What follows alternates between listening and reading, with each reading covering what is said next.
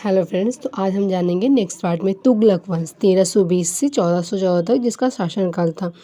तुगलक वंश जो है वो 1320 से 1414 तक चला एंड तुगलक वंश सबसे लंबे समय तक चला। इस वंश की स्थापना गयासुद्दीन तुगलक ने की, जो 1320 से 1325 तक शासन करता है। गयासुद्दीन तुगलक का वास्तविक नाम गाजी मलिक था। ये दिल्ली का प्रथम सुल्तान था जिसने सिंचाई के लिए नहरों को सबसे पहले बनवाया। इसने दिल्ली में तुगलकाबाद की स्थापना की। गयासुद्दीन तुगलक ने दिल्ली में तुगलकाबाद की स्थापना की। इसका बेटा शहजादा जौना खां को 1323 ईस्वी में तेलंगाना अभियान पर भेजा, ककाती वंश पर नियंत्रण करने के लिए। जौना खां ने जाकर तेलंगाना को तुगलक वंश में मिलाया तथा उसका नाम बदलकर सुल्तानपुर रखा। इसी विजय के उपलक्ष्य में इसे गयासुद्दीन तुगलक के द्वारा जौना खां को उलुग खां की उपाधि दी गई। इसके समकालीन निजामुद्दीन औलिया एक संत थे, इनके अनुयायी थे। ये जो भी कह दिया करते थे इनकी बात सब मान लेते, लेकिन गयासुद्दीन तुगलक और निजामुद्दीन औलिया के बीच संबंध अच्छे नहीं थे। निजामुद्दीन औलिया को महबूब ए इलाही कहा जाता था। दोनों एक दूसरे को पसंद नहीं करते थे क्योंकि खुसरो शाह से निजामुद्दीन औलिया ने 5 लाख टंका चांदी के सिक्के लिए थे। तो खुसरो शाह को गयासुद्दीन तुगलक ने मार कर दिल्ली का सुल्तान बन गया और 5 लाख टंके उसने निजामुद्दीन औलिया से वापस मांग लिए, लेकिन उसने देने से मना कर दिया। इसी बात पर दोनों में द्वंद्व शुरू हुआ। एक बार गयासुद्दीन तुगलक के समय में एक इक़्तिदार ने 1325 में बंगाल में दिल्ली सल्तनत के प्रति विद्रोह कर दिया, जिसे बुगारा खां का विद्रोह कहते हैं। इसी के विद्रोह को शांत करने के लिए वह गया तो पीछे से दिल्ली में हज़रत निजामुद्दीन ने घोषणा कर दी कि अब गयासुद्दीन तुगलक कभी वापस नहीं आएगा और जौना खां को अपना शासक मान लीजिए। जब गयासुद्दीन तुगलक को ये बात पता चली तो वहाँ से फरमान देकर अपने संदेशवाहक को निजामुद्दीन औलिया के पास भेजा तथा उसने आकर कहा कि उनके दिल्ली आने से पहले आप दिल्ली छोड़ दीजिए, नहीं तो आपको मृत्यु दे देंगे। औलिया ने कहा कि जाकर कह दो कि दिल्ली अभी बहुत दूर है, मुझे मृत्यु दंड देने से पहले दिल्ली वापस लौटे। बुगारा खान के विद्रोह को शांत करके वापस दिल्ली की ओर लौटने लगे। तब उसके स्वागत के लिए तुगलकाबाद में लकड़ी का महल बनवाया गया और उससे कहा गया कि इसमें जाकर विश्राम करें और बताए कि ये महल कैसा बना है। जैसे ही इतिहासकार कहते हैं कि वह इसमें जाता है और वहाँ भव्य समारोह हो रहा था तो एक हाथी के भी थक जाने से उसने उस लकड़ी के महल को तोड़ दिया और गयासुद्दीन तुगलक उसी में दबकर मर गया। 1325 ईस्वी में भविष्यवाणी सच हुई और इसका मकबरा दिल्ली के तुगलकाबाद में है, गयासुद्दीन तुगलक का। एंड इसकी मृत्यु के बाद उसका बेटा जौना खां मोहम्मद बिन तुगलक के नाम से शासन करता है। मोहम्मद बिन तुगलक जो है वो 1325 से 1351 ईस्वी तक शासन करता है। इतिहासकार एल्फिस्टिन ने मोहम्मद बिन तुगलक को पागल सुल्तान कहा है। दिल्ली सल्तनत का सबसे विद्वान एवं पढ़ा लिखा शासक था, लेकिन इसकी जनता में कोई पढ़ा लिखा नहीं था, इसलिए इसे जनता की बात समझ नहीं आती थी और जनता को इसकी बातें समझ में नहीं आती थी। यह अरबी एवं फारसी भाषा का महान ज्ञाता था। 1333 में इसी के समय में एक अफ्रीकी यात्री मोरक्को से आया जिसका नाम इब्न बतूता था, जिसे मोहम्मद बिन तुगलक के द्वारा गाजी नियुक्त किया, जो 8 साल तक कार्य करता रहा। इस्लाम धर्म में धार्मिक न्यायाधीश को ही काजी कहा जाता था। इसने एक पुस्तक लिखी रेहला, जिसमें 3 महत्वपूर्ण बातें लिखी। भारत और मोरक्को के बीच व्यापार का वर्णन किया एंड विश्व का सबसे समृद्ध शहर दिल्ली के बारे में एंड पूरे हिंदुस्तान पर मोहम्मद बिन तुगलक का अधिकार था, सिवाय कश्मीर, बलूचिस्तान, राजपूताना को छोड़कर। 5वां आक्रमण इसी के समय में मंगोलों का हुआ, इस बार भी पराजित हुई। दिल्ली सल्तनत में सर्वाधिक विद्रोह उत्तरी भारत में 7 विद्रोह हुए और दक्षिणी भारत में 27 विद्रोह हुए। मोहम्मद बिन तुगलक के ही समय हुए। 1336 ईस्वी में हरिहर और बुक्का नाम के 2 बंधुओं के द्वारा दक्षिण भारत में विजयनगर साम्राज्य की स्थापना की गई। बार बार दक्षिण में विद्रोह से परेशान होकर मोहम्मद बिन तुगलक ने नियंत्रण रखने के लिए उसने अपनी राजधानी को दिल्ली से देवगिरी की तरफ स्थानांतरित किया। देवगिरी महाराष्ट्र में था। देवगिरी का नाम बदलकर दौलताबाद रखा। यह पहला सुल्तान था जिसने सती प्रथा को प्रतिबंधित करने का प्रयास करने वाला प्रथम मुस्लिम शासक था। भारत में सती प्रथा की शुरुआत गुप्त काल से शुरू हुई थी। गुप्त काल में रामगुप्त नामक शासक 375 से 380 तक राज्य करता था। इसका एक सेनापति गोपराज था। जब इसकी मृत्यु हुई गोपराज की, तो गोपराज की पत्नी ने दुखी होकर अपने पति की चिता में आत्मदाह कर लिया था। यह साक्ष्य हमें एरड़ अभिलेख से मिलता है। यह एरड़ अभिलेख भानुगुप्त ने लिखवाया था। लेकिन जब मुस्लिमों का शासक आया तो अपनी आबरू बचाने के लिए महलों की स्त्रियों ने जौहर प्रथा शुरू कर दिया। सती प्रथा पर सबसे पहले पूरी तरह से सती प्रथा पर प्रतिबंध फिरोज शाह तुगलक लगवाएगा, लेकिन इसकी मृत्यु के बाद फिर शुरू हो जाएगा। इसके बाद अकबर आकर मुगल काल में बंद करता है, फिर मरने के बाद फिर शुरू हो जाता है। उसके बाद फिर औरंगजेब आकर सती प्रथा पर बंद करवाएगा, लेकिन इसके भी मरने के बाद फिर शुरू हो जाएगी सती प्रथा। भारत से सती प्रथा का पूरी तरह से अंत 1829 में भारत का प्रथम governor general Lord William Bentinck को जाता है। वही लॉर्ड विलियम बेंटिंक ही पूरी तरह से अंत करवाता है। लॉर्ड विलियम बेंटिंक की मदद हमारे समाज सुधारक राजा राम मोहन द्वारा किया गया। लॉर्ड विलियम बेंटिंक की जो मदद है वो हमारे समाज सुधारक राजा राम मोहन द्वारा किया गया। खुरासान अभियान की विफलता। अफगानिस्तान में खुरासान जगह पड़ती है। वहाँ पर उस समय अस्थिरता चल रही थी। वह मोहम्मद बिन तुगलक जो था वह महत्वाकांक्षी था। वह चाहता था कि अफ़गानिस्तान में भी नियंत्रण करना, तो वहाँ से ईरान में भी नियंत्रण करना आसान हो जाएगा। और दिल्ली सल्तनत में सबसे ज़्यादा वेतन प्राप्त करने वाली सेना मोहम्मद बिन तुगलक की थी। इसी ने अपनी सेना को खुरासान अभियान पर जाने के लिए कहा, लेकिन सेना ने मना कर दिया, क्योंकि वहाँ का जाना फिर अभियान करके वापस लौटने में 1 साल का समय लग जाता।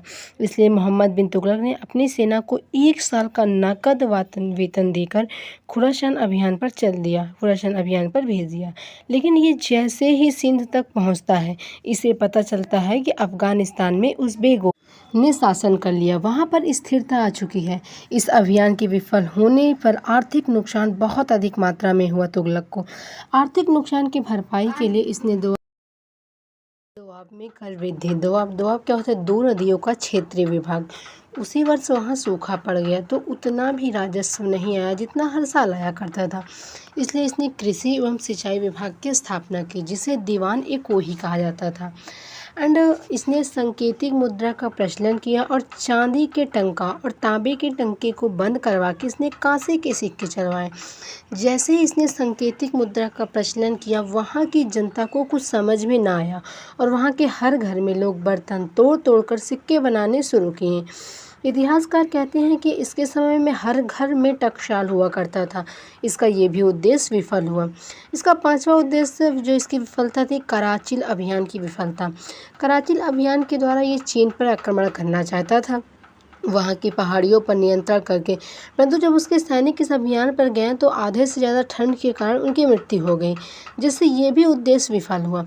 बस यही कारण से इसे पागल सुल्तान कहा गया। जब ये सिंध के थट्टा नामक स्थान पर हुए विद्रोह को रोकने गया, तो वहीं पर 1391 में इसकी मृत्यु हो गई।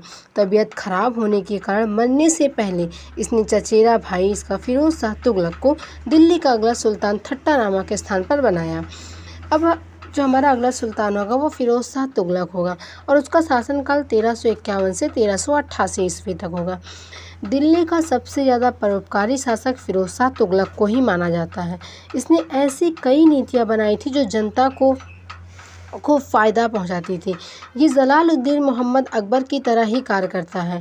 इसलिए जब इतिहासकार एल्फिस्टन ने अकबर और फिरोज शाह तुगलक के बारे में पढ़ा, तो अकबर का काम जो था वो ज़्यादा महान कार्य होने के कारण फिरोज शाह तुगलक को अकबर की संज्ञा दी गई। इसलिए इसे अपने सल्तनत काल का अकबर कहा जाता है। अपने शासनकाल में फिरोज शाह ने 6 शहर बसाए। हिसार शहर हरियाणा में है, जिसे फिरोजा नाम से बसाया। फतेहाबाद हरियाणा में है, अपने बेटे फतेह खान के नाम पर बसाया। पंजाब में फिरोजपुर शहर इसके द्वारा बसाया गया और फिरोज शाह कोटला दिल्ली में बसाया। और यूपी में जीटी रोड में आगरा के बाद फिरोज शाह शहर बसाया। यह स्थान जो है वो चूड़ी और कांच के लिए प्रसिद्ध है। और जो 6ठा स्थान था, इसने जौनपुर अपने बड़े भाई जौना खां के नाम पर जौनपुर शहर बसाया। यह शहर जौनपुर जो है वो मुस्लिम शिक्षा के लिए प्रसिद्ध है। जौनपुर को सिराज ए हिंद कहा जाता है। जौनपुर पूर्व में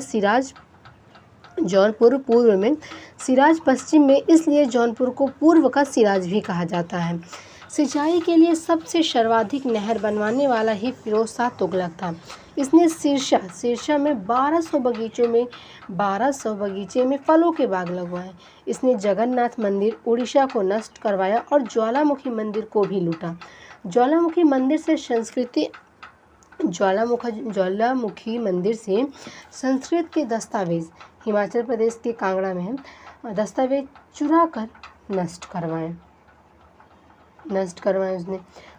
यह प्रथम सुल्तान था जिसने ब्राह्मणों पर जजिया कर लगाया। इसके शासनकाल में कुतुब मीनार में ऊपरी मंजिल में बिजली गिर जाने का इसका पुनर्निर्माण फिरोज शाह तुगलक करवाता है।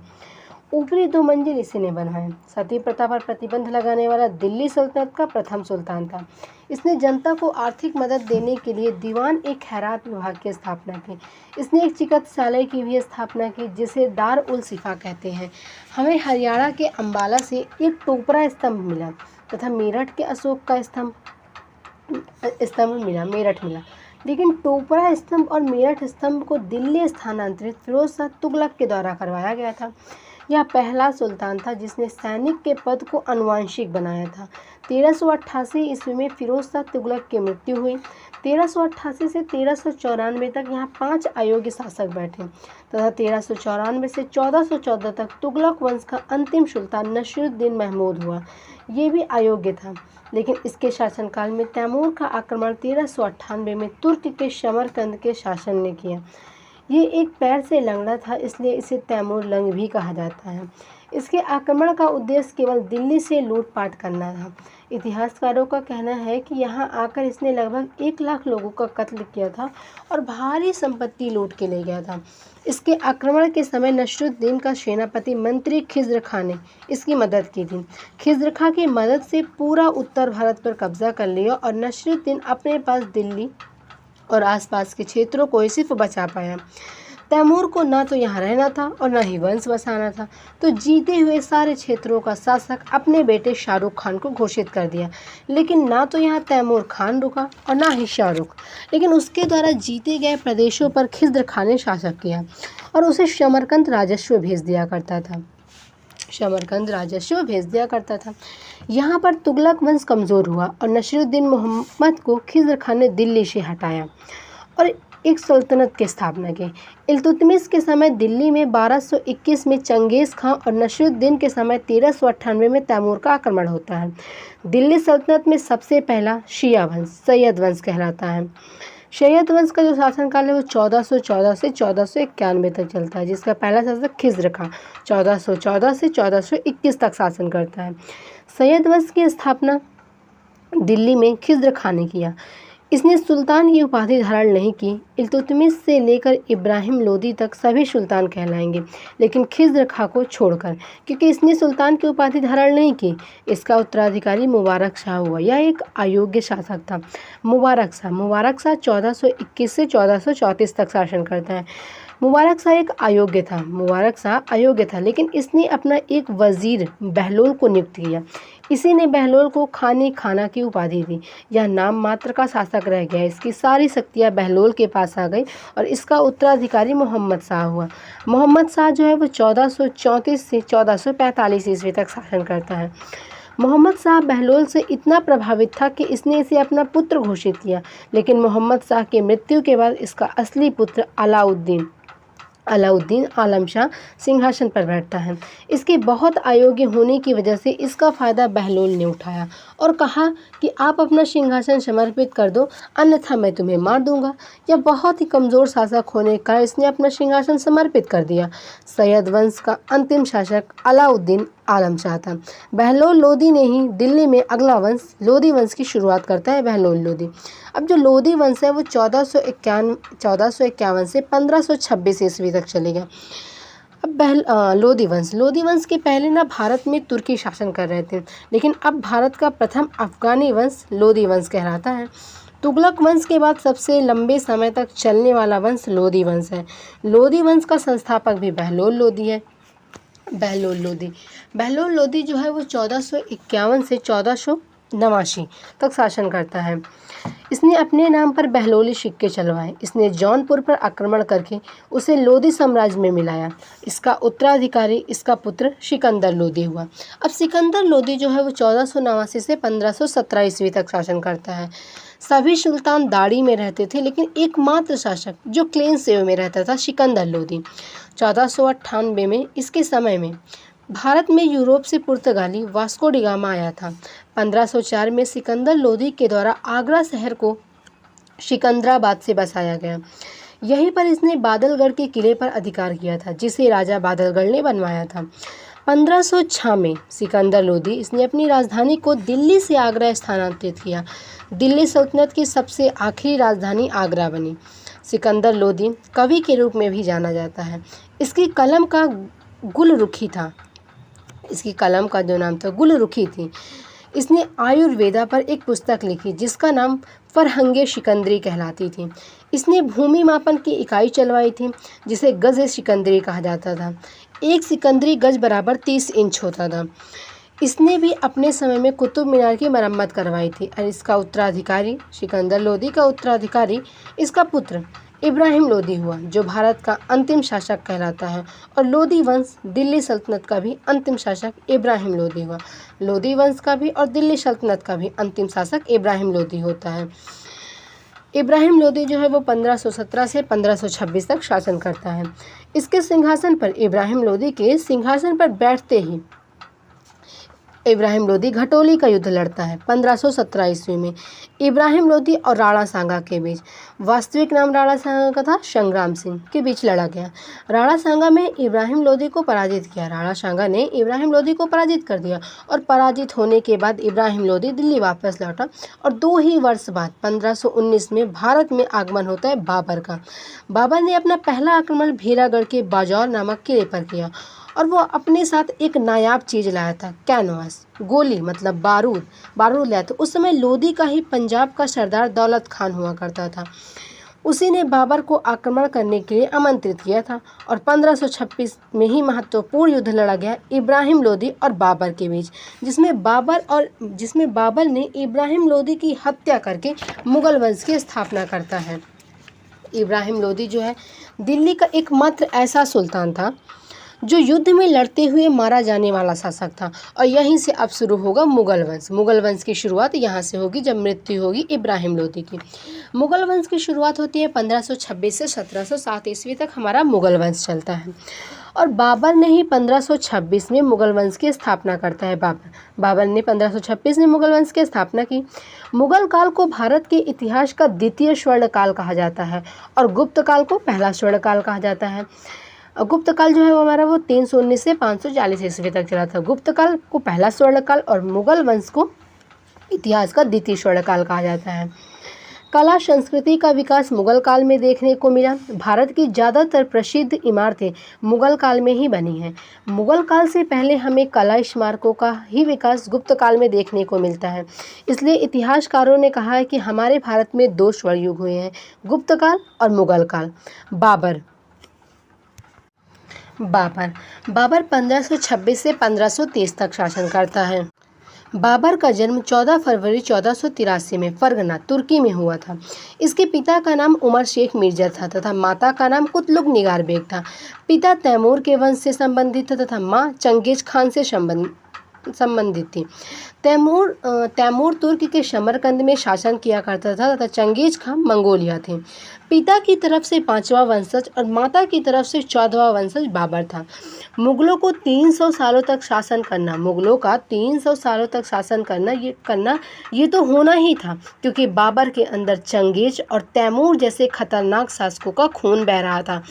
1494 ईस्वी में जब बाबर की आयु 11 वर्ष की थी तो उसके पिता की मृत्यु हो गई और ये फरगना का शासक बन गया। लेकिन जैसे ही ये फरगना का शासक बना तो फरगना के आसपास के राजाओं ने इसे बालक समझकर आक्रमण किया, जिससे इसे भागना पड़ा। यह सबसे कम उम्र में मुगल शासक बनने वाला शासक था तथा सबसे कम उम्र में 13 वर्ष में मुगल बादशाह बनने वाला अकबर था।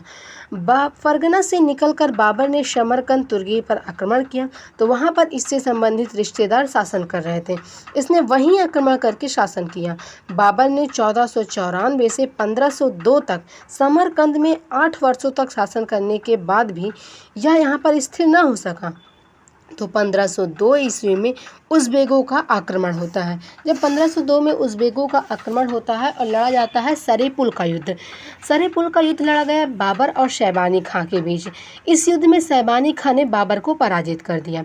1504 ईस्वी में बाबर ने काबुल और कंधार पर अधिकार किया और काबुल को अपनी राजधानी बनाया। जब उसे लगा ये स्थिर हो चुका है, तो फिर उसने 1507 में काबुल में पादशाह एवं बादशाह की उपाधि धारण की। बादशाह का अर्थ है एक स्थायी शासक। अभी तक ये ज़हीरुद्दीन मोहम्मद बाबर मिर्ज़ा कहलाता था, लेकिन इसने अपने नाम से मिर्ज़ा हटाकर बादशाह लगाया। लंबे समय तक बाबर ने काबुल पर ही शासन किया और जब काबुल में आर्थिक तंगी आई, तो बाबर ने निश्चय किया कि ये भारत जाएगा और लूटपाट करके आर्थिक रूप से खुद को मजबूत बनाएगा। तो बाबर का प्रथम आक्रमण 1519 में बाज़ौर नामक स्थान के भेरागढ़ किले पर हुआ। बाबर ने खुद अपनी आत्मकथा में लिखा है कि मैंने आक्रमण के समय पहली बार तोपें, गोला बारूद का प्रयोग किया था। इसके बाद बाबर ने 1520-21 के बीच सिंध और कश्मीर पर आक्रमण किया 3 बार। जब बाबर ने सिंध और कश्मीर पर आक्रमण किया, तो हिंदुस्तान में दिल्ली सल्तनत में लोदी वंश चल रहा था। उस समय लोदी वंश का शासक इब्राहिम लोदी था और उस समय लोदियों की राजधानी आगरा हुआ करती थी। लोदी वंश का शासन अफगानों का शासन तथा बाबर तुर्की शासक था। इब्राहिम लोदी के 2 सूबेदार थे, पंजाब में दौलत खान लोदी और दिल्ली में आलम खान लोदी। इब्राहिम लोदी के शासन से सभी परेशान थे। सबसे पहले कोई भी आक्रमण होने पर पंजाब में पता चलता, फिर दिल्ली और फिर आगरा। तो दौलत खान लोदी और आलम खान ने बाबर को आमंत्रित करने के लिए सोचा कि क्यों ना आकर इब्राहिम लोदी पर आक्रमण कीजिए, क्योंकि अभी इब्राहिम लोदी कमज़ोर है और हम उस पर अधिकार कर लें, दिल्ली सल्तनत पर। क्योंकि उन्हें लगा कि तैमूर का वंशज होने के कारण तैमूर की ही तरह सिर्फ लूटपाट करने आया है। जब इब्राहिम लोदी दिल्ली में शासन कर रहा था, तो इसी के समकालीन राजस्थान के मेवाड़ में राणा सांगा मतलब संग्राम सिंह शासन कर रहा था। इसलिए जब राणा सांगा के बारे में पता चला, तो उसने सोचा ये लूटपाट करने आया होगा और लूटपाट करके वापस लौट जाएगा। तो उसने सोचा क्यों ना बाबर की मदद की जाए और आमंत्रित किया जाए। तो इब्राहिम पर आक्रमण के लिए तो दौलत खान ने संदेश भेजा आक्रमण करने के लिए। उधर बाबर ने सोचा कि जब इतने आमंत्रण आ रहे हैं, तो क्यों ना जाकर आजमाया जाए। लेकिन बाबर सिर्फ 12,000 सैनिक लेकर आया था और इब्राहिम लोदी के खेमे में 1 लाख से अधिक सैनिक थे। बाबर अच्छे से जानता था कि इब्राहिम लोदी को हरा पाना मुश्किल है, इसलिए बाबर ने सोचा कि केवल शक्ति से ही नहीं, बल्कि कोई राजनीतिक योजना बनाकर इसे हराया जाना चाहिए। बाबर अपने 12,000 सैनिक लेकर पानीपत नामक स्थान पर पहुंचा। पानीपत यमुना नदी के किनारे है और पानीपत पहुंचकर उसने पानीपत के लोगों से ही मदद मांगी और अपने सैनिकों को यमुना नदी के किनारे लगा दिया और दूसरी तरफ खाई खुदवा दी और उसे टहनियों और पत्तों से ढक दिया गया। और यमुना और खाई के बीच का घेरा अंदर संकीर्ण था तथा बाहर की तरफ फैला था, क्योंकि इस तरह इब्राहिम लोदी के सैनिक अंदर जाएंगे अधिक मात्रा में, मगर कम जगह होने के कारण उन्हें आसानी से मार दिया जाएगा। यह एक युद्ध नीति थी, तुलगमा, इस युद्ध नीति को बोलते हैं तुलगमा, जिसे बाबर ने सबसे पहले पानीपत के युद्ध में प्रयोग किया था। तोप सजाने की विधि को उस्मानी कला कहा जाता है, जिसका नेतृत्व बाबर के तोपची मुस्तफ़ा खान और उस्ताद अली कर रहे थे। अब इसके बाद 21 अप्रैल 1526 को पानीपत का प्रथम युद्ध लड़ा गया बाबर और इब्राहिम लोदी के सैनिकों के बीच। यह युद्ध 21 अप्रैल की सुबह में शुरू होना था, लेकिन बाबर ने आधी रात को तोपे, गोला बारूद इब्राहिम के सैनिकों के खिलाफ दागे जाने लगे और जैसे ही इब्राहिम लोदी के खेमे में ये आवाज़ें हुई, तो ये विस्फोटों की आवाज़ इब्राहिम लोदी के सैनिकों के लिए एकदम नई आवाज़ थी, तो उनके हाथियों के लिए भी एकदम नई आवाज़ थी, जिससे सारे के सारे हाथी बिदक गए और अपने ही सैनिकों को कुचलना शुरू कर दिया, जिसमें नामुमकिन था इब्राहिम लोदी को हराना, वहां बाबर ने हरा दिया। युद्ध भूमि में ही बाबर ने इब्राहिम लोदी की हत्या कर दी और भारत में मुगल साम्राज्य की स्थापना की 1526 में। इसने काबुली बाग एवं काबुली मस्जिद का निर्माण किया। भारत की बेगम मुशम्मदी काबुल थी, जिनके जिनके नाम पर इसने इसका नाम रखा। बागवानी का शौक़ रखने वाला बादशाह बाबर था। ये काबुल से आया था, इसलिए यह वहाँ जश्न मनाने गया और वहाँ यह चांदी के सिक्के चलवाए तथा काबुल में शाहरुख सिक्के तथा कंधार में बाबरी सिक्के चलवाए। बाबर ने काबुल के हर एक नागरिक को चांदी के सिक्के दिए। इस बात से खुश होकर नागरिक ने इसे कलंदर की उपाधि दी। तो अब ये ज़हीरुद्दीन मोहम्मद बाबर कलंदर कहलाने लगा। अब बाबर मुग़लों की राजधानी आगरा पहुंचा तो वहां इसके बड़े बेटे हुमायूं ने ग्वालियर के राजा विक्रमजीत से प्रसिद्ध कोहिनूर हीरा छीना और बाबर को भेंट में दिया। इसलिए इस हीरे को बाबरी हीरा कहा जाने लगा।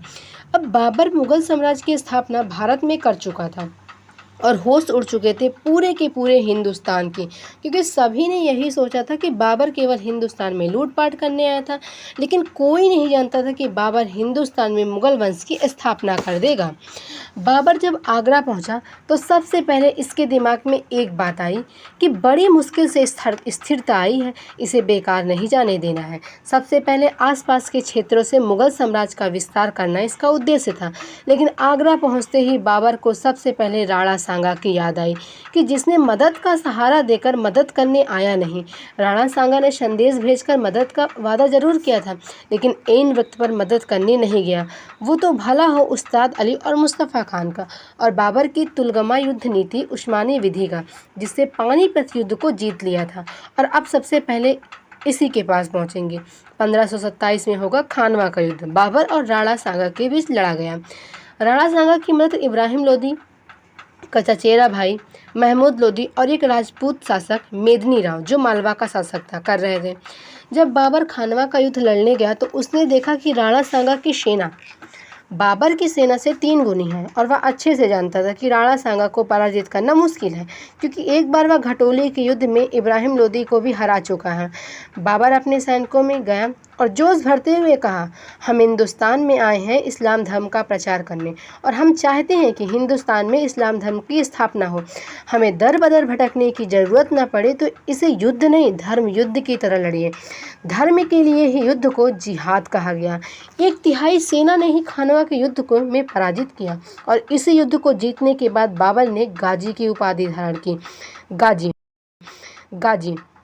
गाजी वो व्यक्ति होता है जो ईश्वर पर विश्वास नहीं करता, काफिर कहलाता है। काफिरों के नाश करने वाले को गाजी कहा जाता है। अब 1527-28 में बाबरी मस्जिद का निर्माण करवाया गया था अयोध्या में। इसका निर्माण बाबर के सेनापति मीर बाकी ने करवाया था, जिसे बाबर बाबरी कहता था। मीर बाकी ताशकंद से संबंधित था, इसलिए इसे ताशकंदी बाकी भी कहा गया। 1528 में बाबर ने चंदेरी का युद्ध मेदिनी राय और बाबर के बीच हुआ। चंदेरी का युद्ध जो है वो मेदिनी राय और बाबर के बीच हुआ, जिसमें मेदिनी राय को पराजित करके उसकी हत्या करवाई और आदेश दिया कि इसके महलों में जितनी भी महिलाएं हैं उनको अगवा कर आगरा ले चलिए। लेकिन जैसे ही बाबर के सैनिक महल में प्रवेश करते हैं, सभी महिलाएं आग में कूदकर आत्मदाह कर लेती हैं। और इसी युद्ध के दौरान बाबर ने पहली बार जौहर देखा था।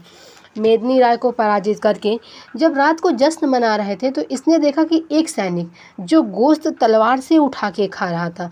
तो उसने अपने पुत्र हुमायूं और मीर बाकी से कहा कि पता नहीं क्यों मुझे इसके माथे में एक तेज दिखाई दे रहा है और ऐसा लग रहा है कि ये सैनिक मुग़ल वंश के लिए खतरा हो सकता है। और यही बात वह सैनिक भी सुन रहा था और उसको समझ में आ गया कि तुम बाबर की नज़रों में आ गए, इसलिए वो मुग़लों की सेना को छोड़कर चला गया। पर उसने बाबर के सैनिकों से कह कर गया कि अगर भविष्य में खुदा ने चाहा तो इन मुग़लों को हिंदुस्तान से बाहर निकालूंगा। यही ठीक 12 साल बाद हुमायूं को पराजित करके मुग़लों को हिंदुस्तान से बाहर निकालेगा और खुद शेर शाह शूरी बनेगा। 1529 में घाघरा का युद्ध बाबर और अफगानों के बीच लड़ा गया, जिसमें अफगानों का नेतृत्व महमूद लोदी कर रहा था और ये ऐसा युद्ध था जो जल और थल दोनों में लड़ा गया। इस बार भी बाबर विजयी हुआ, लेकिन बहुत अधिक घायल होने के कारण ये विकास नहीं कर पाया और 1530 में इसकी मृत्यु हो गई। इसकी आखिरी इच्छा थी कि इसे काबुल में दफनाया जाए, लेकिन जिस समय ये मरा था ऐसा संभव नहीं था कि इसकी शव को काबुल ले जाया जाए। पहले इसे आगरा के आराम बाग में दफनाया गया, बाद में इसे खोद कर इसका ताबूत निकाल कर इसे काबुल में दफनाया गया। तो बाबर का मकबरा काबुल में है। बाबर ने अपनी आत्मकथा खुद लिखी। जिसे तुजुक ए बाबरी कहा गया। इसने अपनी आत्मकथा तुर्क में लिखी थी। इसकी आत्मकथा को अकबर के नवरत्न में से रहीमे ए खाना खाना ने फारसी भाषा में परिवर्तित किया। वह अपनी आत्मकथा में लिखता है, बाबर अपनी आत्मकथा में लिखता है कि जब वह हिंदुस्तान आया था तो सबसे शक्तिशाली शासक विजयनगर साम्राज्य का शासक था। नगाड़ों का शौक रखने वाला शासक बाबर था। भारत का दूसरा मुगल बादशाह हुमायूं होता है।